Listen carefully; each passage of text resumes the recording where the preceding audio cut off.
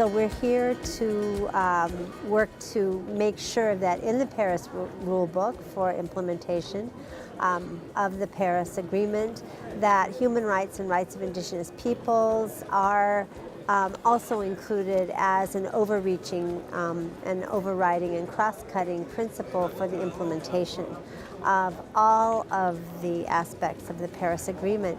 Another issue that we worked very hard for and brought from our traditional grassroots communities at home from around the world, and North America really prioritizes this, is to make sure that the knowledge of our traditional knowledge holders, our traditional local food producers, our men and women elders, and our long-standing time-tested solutions are brought to the table. So another key emphasis for us here is to operationalize, as they say, make real is another way to say it, the platform that was called on in the Paris Agreement, paragraph 135, for recognizing and strengthening traditional knowledge and practices of Indigenous peoples, and also setting up a mechanism for exchange of traditional knowledge of what they say local communities and Indigenous peoples platform.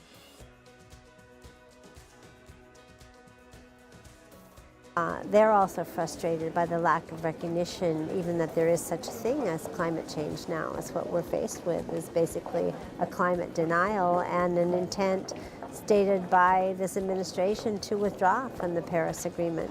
So we're prepared to wait it out. We've gone through, many things in the history of Indigenous peoples with the U.S. government, and we'll get through this one. But it is a challenge because his policy has overturned the designation of sacred sites like Bears Ears, which also that sacred area contains, coal development, and those kinds of things are the things that we're facing. So all we can do is keep on, holding the position.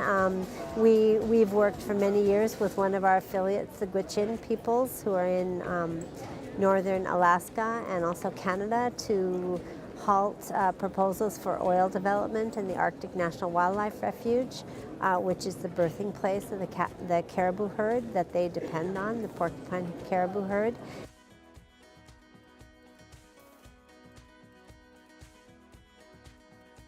Well, one thing that we found out, and that everybody knows now, is that emissions actually increased last year. So Indigenous peoples have been making the call on the world community to pay attention. We have many traditional prophecies that tell what will happen in this time if Mother Earth is not treated respectfully by the human family. And we're seeing those things come to pass. We're hearing of really dire situations in many Indigenous communities, as well as non-Indigenous. I just came from California. The fires there's still many people still missing, mainly non-Indigenous communities, but we've been warning for a long time. So the commitment needs to be radicalized, you could say, and made much stronger, because our traditional prophecies and stories say we don't have much more time to make a change as human beings.